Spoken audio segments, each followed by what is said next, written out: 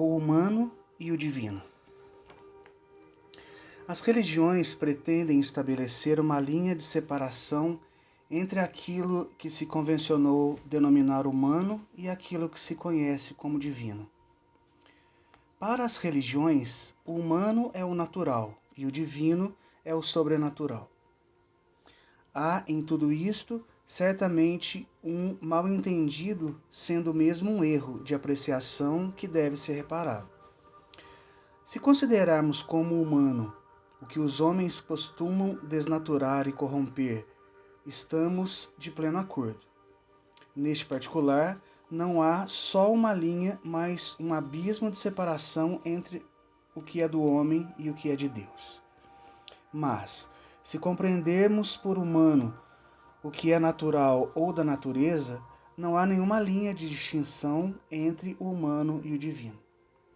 Em resumo, tudo o que é natural é divino. A natureza mesma é divina em todas as suas manifestações. Nosso corpo é humano e é divino ao mesmo tempo, porque é obra de Deus. Não há no universo infinito que não proceda do Supremo Arquiteto. Logo, tudo é divino. O objeto da religião não é, como supõem os credos religiosos, separar o humano do divino. É aperfeiçoar o humano até que ele se divinize. Não é menoscabar ou destruir a matéria, mas submetê-la ao império do espírito. Nosso corpo, segundo afirma São Paulo, é santuário de Deus. Se é verdadeira a afirmação do apóstolo, e cremos piamente que o seja, nosso corpo é divino. Desprezá-lo ou sujeitá-lo propositadamente a sevícias e mortificações não é virtude, é antes um delito. O converso de Damasco disse: quem destruir o santuário divino, Deus o destruirá, e disse isto em alusão ao corpo humano. Jesus, o divino entre os divinos, não menosprezou o corpo. Ele é o Verbo que se fez carne e habitou entre os homens. Não se sentiu diminuído em se dizer filho do homem. Jamais aconselhou o abandono do corpo aos males que o danificam. Os leprosos, cobertos de chagas pútridas, não causavam repugnância ao enviado celeste. Sobre essas pústulas asquerosas, o Cristo de Deus impunha suas mãos e os sarava prontamente. A pureza vencia as impurezas, mostrando na carne a obra que devia também ser feita no espírito. Nem mesmo a matéria em decomposição inspirava asco ao Filho de Deus. O alto escopo do espírito não é desprezar, nem mortificar, nem odiar a carne, é simplesmente dominá-la, sujeitando-a ao seu governo e direção. O sobrenatural é o absurdo, e o absurdo é dos homens, embora as religiões pretendam que seja de Deus. Com Deus está a verdade, a luz, a ordem, a natureza em sua plenitude excelsa e deslumbrante.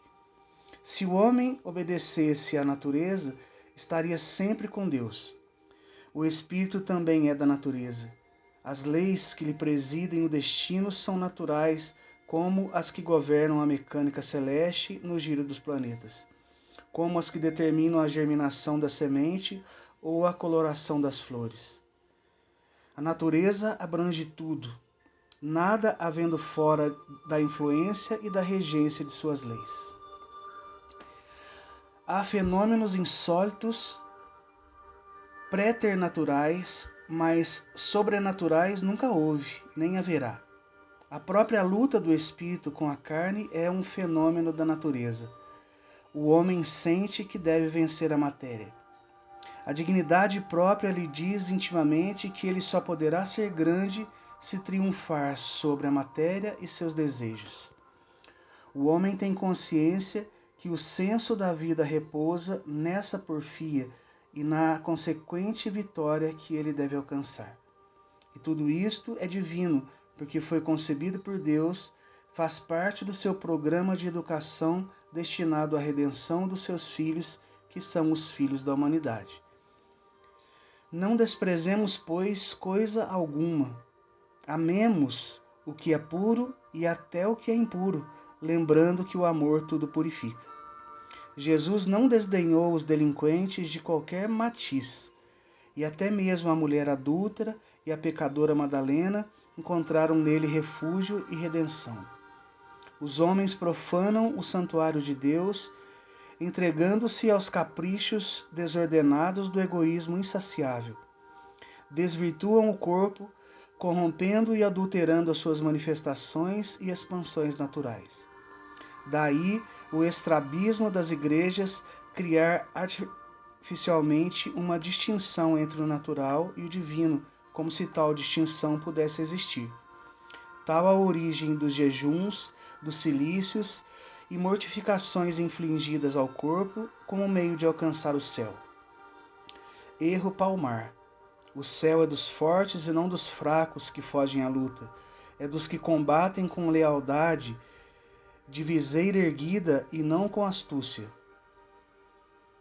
Enfraquecer o corpo para assegurar a vitória do espírito importa num falso processo de vencer. É ilusório esse triunfo. O espírito, em verdade, não venceu o inimigo, iludiu-o apenas. Não se abrem as portas dos tabernáculos eternos com gazua. Jesus prometeu a Pedro, como aliás aos demais apóstolos, as chaves, não as gazuas do reino dos céus. O caminho de evolução é um só, alegorizado naquela porta estreita e estrada apertada de que nos fala o Evangelho. Não procuremos, portanto, o marco que divide o humano do divino, porque tal marco é uma ilusão. Divinizemos o humano. Para que tal conseguíssemos, é que o Verbo divino se humanou.